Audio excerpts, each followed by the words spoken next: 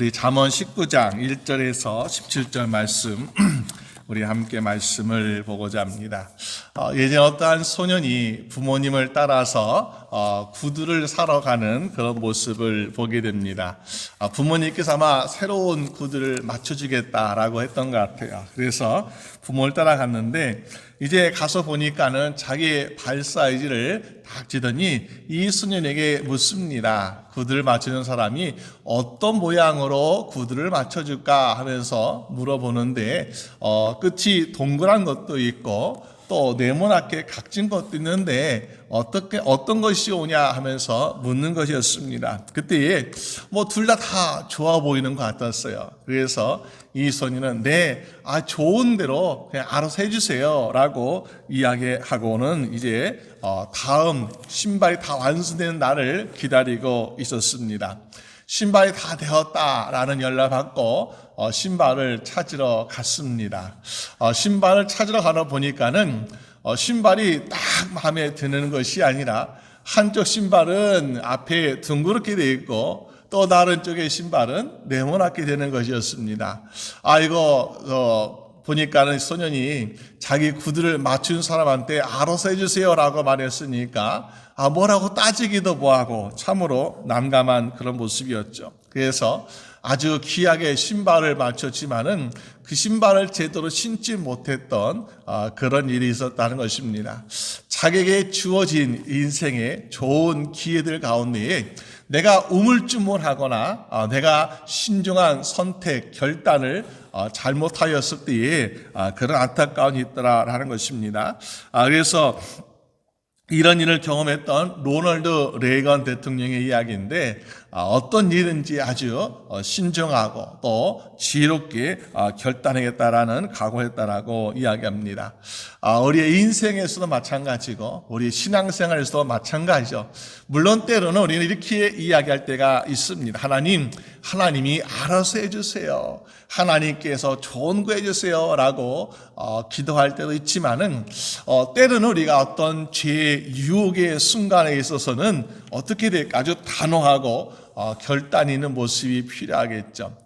이스라엘 백성들이 이제 40년의 광야 생활을 마치고 가나안 정복을 다 한 다음에 어떤 일을 하고 있습니까? 여호수아, 갈렙 그리고 수많은 백성들이 그 앞에서 이제 우리가 이 하나님의 약속의 땅, 축복의 땅에서 살게 될 것인데 우리가 하나님을 선택할 것인가? 그렇지 않을 것인가? 넌 선택해라 라고 이야기하는 모습을 보게 됩니다. 물론 땅은 얻었습니다. 하지만 그들의 삶이 앞으로 더욱더 복 있는 삶이 되기 위해서는 우리가 하나님을 나의 하나님으로 섬기고 믿겠습니다라는 이런 결단, 헌신이 필요하더라라는 것입니다. 그래서 우리가 그런 결단, 헌신이 있는 사람에게는 우리가 정말 복된 하나님의 축복이 넘치게 될 줄로 믿습니다. 이런 결단 있는 인생, 또 올바른 선택을 하기 위해서는 어떻게 되겠는가? 오늘 말씀 보니까 여러 가지 우리에게 가이드라인을 주고 있는데요. 먼저는 하나님에 대한 지식을 제대로 갖고 있느냐라는 것입니다. 오늘 2절 말씀 보니까 하나님에 대한 지식 없는 소원은 선하지 못하다라고 이야기합니다. 소원이 있습니다. 이 소원을 우리가 다른 말로 한다면은 열정이 있다, 열심이 있다라고 이야기할 수 있죠. 나 소원을 이루고 싶어요. 소원을 향해서 달려가고 싶어요. 그래서 열정과 열심으로 노력할 때가 얼마나 많이 있습니까? 그런데 이 소원, 어떻게 보면 목적과 방향이 제대로 되어 있지 않는 이 소원은 그렇게 열심히 해봤자 선한 것을 이루지 못할 때가 있더라라는 것입니다. 우리가 가끔 생선이라든지 또 음식을 상하지 않게 하기 위해서 요즘 우리가 냉장고, 냉동고 잘 되어 있지만요. 옛날에는 그런 거 없이 어떡합니까? 소금에 절여요. 그래서 소금에 절여 가지고 상하지 않게 음식을 보관할 때가 있습니다. 그런데 음식이 상하지 않게 해야지. 조금이라도 상하지 않고 좀 더 오래 먹어야지 하면서 아주 소금을 듬뿍 거기에 음식을 뿌려 넣습니다. 생선에도 뿌려놓고 다 뿌려놓습니다. 그런데 열심히 뿌리는 거 좋습니다. 하지만은 먹을 때 어떡합니까? 야, 음식 상하지 않았으니까 맛있겠지 하면서 그냥 생선을 그 소금에 절이는 채로 구우면요, 너무너무 짜가지고 사실 제대로 먹지 못할 때가 있다라는 것이요. 저도 어린 시절 보니까는 소금을 닦지 아니하고 그냥 절인 상태로 구우니까 너무 짜가지고 이거 그냥 소금을 씹어 먹는 것 같아요. 그래서 제대로 생선을 먹지 못한 때가 있었습니다. 우리의 열심, 우리의 열정 좋은데요. 그러나 이것이 너무 과하고 또 목적과 방해이 없다면은 그렇게 헛수고 되는 때가 있는 것을 보게 되죠. 오늘 성경에서 말씀하기를 우리의 인생, 우리 신앙에서도 보니까 올바른 소원에서 말씀하고 있는 것을 보게 됩니다. 그 소원을 갖기 위해서는 오늘 말씀하기를 우리에게 전해주는 것은 바로 지식에 대해서 말씀하고 있습니다. 지식에 대해서. 우리가 지식을 가지게 될 때 결국 그 지식은 어떤 지식을 말하고 있느냐라고 할 때에 하나님에 대한 지식이다라는 거죠. 하나님에 대한 지식. 호세아 4장 6절 말씀 보니까 내 백성이 지식이 없으므로 망하는도다. 내가 지식을 버렸으니 나도 너를 버려 내 제사장이 되지 못하게 할 것이요 내가 내 하나님의 율법을 잊었으니 나도 너의 자녀들을 잊어버리라 라고 말씀하고 있습니다. 하나님에 대한 지식, 이것이 없으면은 성경에서 말씀하기를 망하게 된다. 정말 무서운 말씀입니다. 우리가 세상의 사람들은 어떻습니까? 하나님 몰라도 불편한 거 없어요. 하나님 몰라도 잘 살아야 하면서 이야기하고 있습니다. 그러나 하나님을 모르는 인생, 하나님의 지식이 없는 인생은 결국에는 망하는 인생 된다라는 것을 보게 됩니다. 구약에서는요, 우리가 이방인이라는 이야기를 종종 사용하게 됩니다. 어떤 이방인일까? 이스라엘 사람으로 태어나지 않은 사람들, 또 하나님의 선택받지 못한 외국 사람들이겠죠. 그 사람들이가 이방인이라고 부릅니다. 그런데 좀 너무 억울하잖아요. 아니, 우리가 이스라엘 사람으로 태어나지 않은 것, 또 이스라엘 땅에서 태어나지 않은 것이 내가 이방인이라면은 나는 정말 평생 선택받지 못하는 그러한 불행한 인생인가. 그런데 신약에 와서는요, 이방인에 대한 개념이 좀 더 구체적으로 우리에게 다가오고 있는 것을 보게 됩니다. 데살로니가 전서 4장 5절 말씀 보니까 하나님을 모르는 이방인과 같이라고 말씀하고 있습니다. 그렇구나. 이제는 내가 혈통으로 육적으로서 유대인과 이방인이 아니라 중요한 것은 하나님을 알고 믿는 선택받은 구원받은 백성인가, 아니면 내가 하나님을 모르는 이방인의 삶을 살 것인가, 이것이 우리에게 중요한 그러한 선택과 결단을 요구하고 있더라라는 것입니다. 하나님을 모르는 이방인, 여러분, 하나님을 모르는 이방인에게는 소망이 없더라라는 것이요. 아무리 열심히 살고 아무리 많은 것을 가지고 있다 할지라도 하나님을 모르는 이방인은 보니까는 그것이 망하는 인생 될 수밖에 없더라. 왜?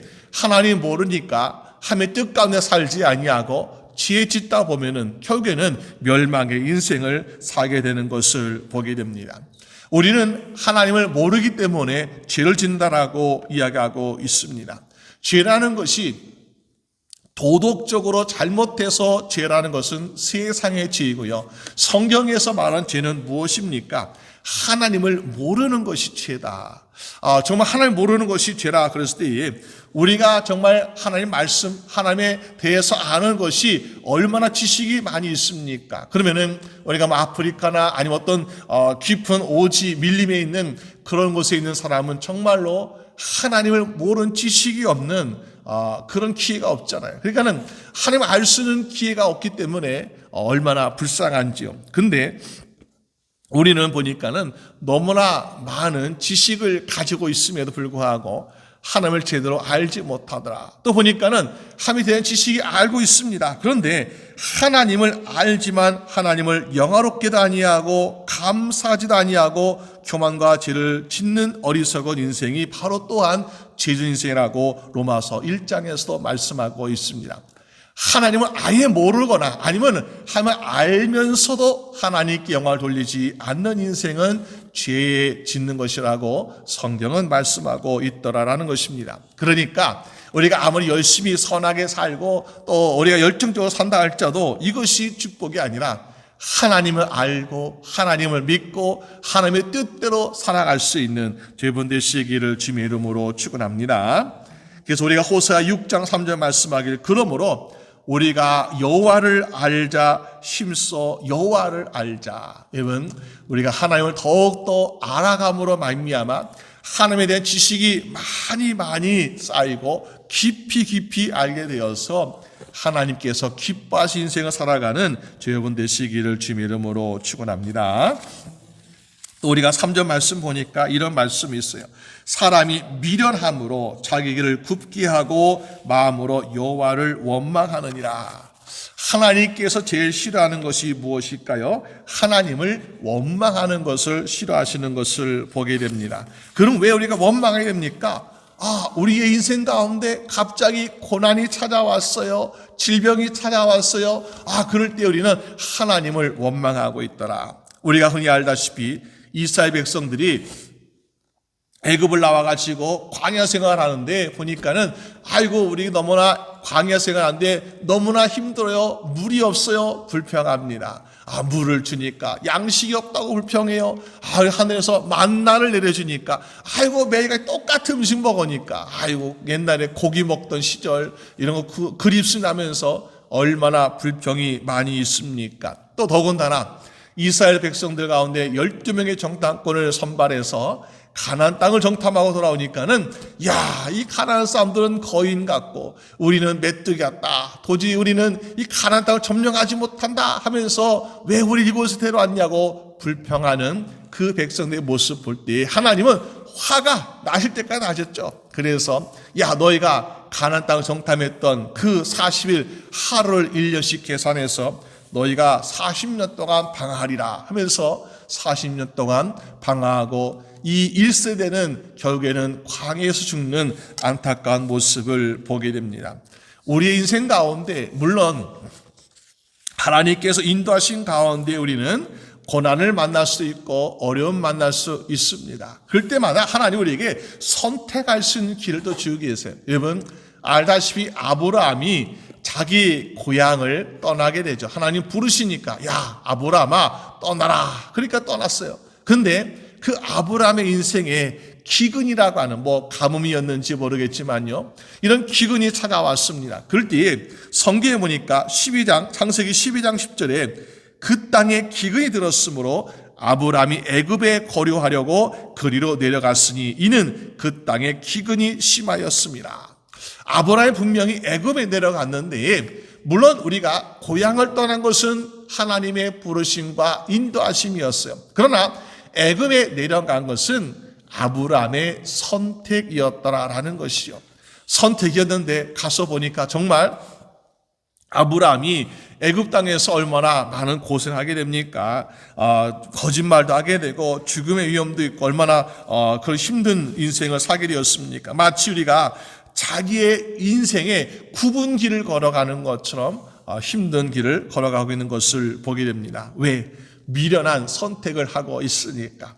미련한 선택이라는 것은 내가 남들보다 똑똑하지 못해서 하는 미련한 선택이 아니라 하나님의 뜻을 구하고 하나님께서 인도하신 대로 가는 것이 바로 지혜로운 선택이고 하나님의 뜻을 구하지 않는 인생이 바로 미련한 선택이더라. 그러니까 미련한 선택은요 보니까는 내가 내 인생의 길을 내가 스스로 굽게 하는 그런 어리석은 인생이 되고 있더라라는 것입니다.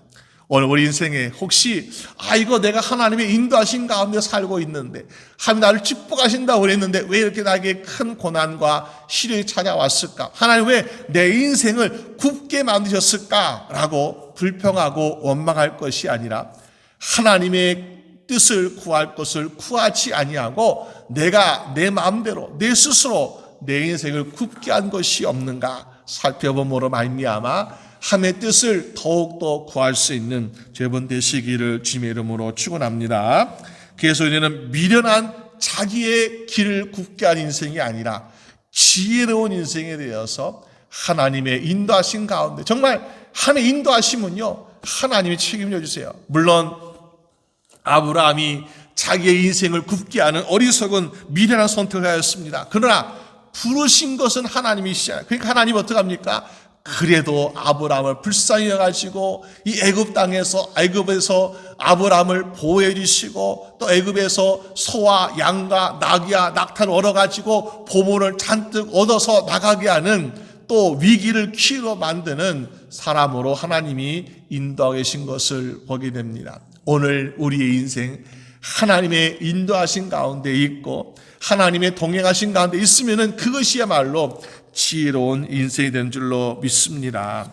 그런 인생은 우리에게 어떻게 살라고 말씀하고 있습니까? 좀 여유 있고 너그럽게 살라고 말씀하고 있죠. 6절 말씀 보니까 너그러운 사람에게는 은혜를 구한 자가 많다. 또 10절 말씀 보니까는 가난한 자를 불쌍히 여기는 것은 여호와께 구워드리는 것이니, 야, 너희는 복받은 사람이야, 너는 축복받은 사람이야 라고 우리는 마음의 확신을 가지고 좀 자비와 사랑과 긍휼을 베풀 수 있는 사람이 되겠다라는 것입니다. 우리가 세상의 사람들 같이, 물론 우리가 물질뿐만 아니라 때로는 마음이 인색할 때가 있습니다. 물론 우리가 물질은 다 각자 계획이 있죠. 그러나 마음 인색할 때가 있어요. 좀 더 우리가 사랑을 베풀고, 좀 더 칭찬하고, 좀 더 우리가 정말 자비와 긍휼을 베풀어야 되는데, 우리는 때로는 세상의 사람들보다 때로는 인색할 때가 있습니다. 그런데 하나님은 우리에게 뭐라고 말씀하고 있습니까? 야, 좀 더 너그럽게 살아. 또 좀 더 용서해주고 살아. 좀 더 베풀고 살라고 말씀하고 있지 않습니까? 오늘 우리는 하나님에 대한 지식을 가지고 있는 사람이고 하나님의 마음을 품고 있는 사람입니다. 그리고 우리는 정말 지혜로운 인생을 살고 있는 사람이에요. 그래서 야, 너희는 세상의 사람들보다 더 많이 복받은 사람이야. 넌 축복받은 사람이야. 그러니까 그들같이 매같이 안절부절하고 매같이 인색하고 그렇게 살지 말고 좀 여유롭게 살아. 여러분, 인생을 살면서 우리는 당장 눈앞에 보이는 현실 때문에, 또 문제 때문에 아주 조급해하거나, 또 우리는 정말 인색할 때 얼마나 많이 있습니까? 그런데 하나님께서는 야, 너희는 복받은 사람이야. 내가 너에게 복을 주고 있잖아. 너에게 좋은 인생을 좋은 길로 내가 인도하고 있잖아. 그러니까 좀 세상 사람들에게, 왜 그들은 불쌍하니까, 왜 멸망길로 가고 있으니까 좀 더 너그럽고 좀 더 안양을 베풀고 그런 삶을 살라고 말씀하고 있습니다. 오늘 우리의 삶 가운데 정말 그것이 곧 결국에는 이웃을 사랑하는 모습 아니겠습니까? 우리가 무조건 용납하라는 것이 아니죠. 내가 할 수 있는 한, 주님께서 베드로가 묻지 않습니까? 주님, 내가 용서하기를 얼마나 용서해야 되겠습니까? 그럴 때에 야, 너는 70번씩 7번 용서해줘라 라고 말씀하고 있죠. 왜? 우리가 받은 용서 얼마나 큰 용서 받았습니까? 그러니까는 너도 하라는 거야.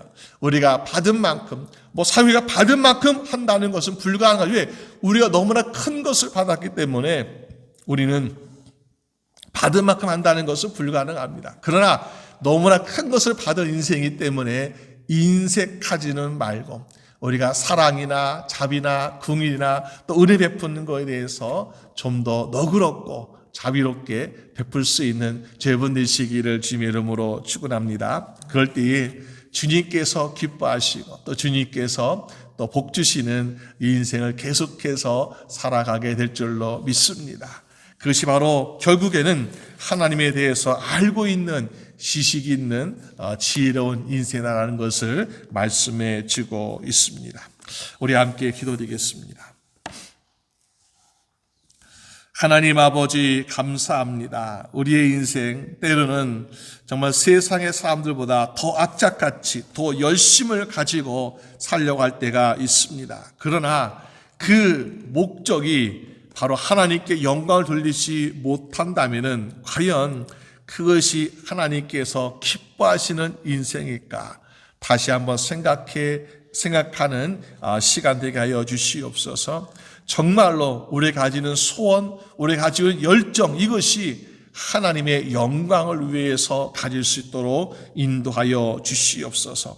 하나님의 뜻을 구하고 하나님의 마음을 알아서 하나님의 기뻐하신 생을 날마다 살아갈 수 있도록 인도하여 주시옵소서.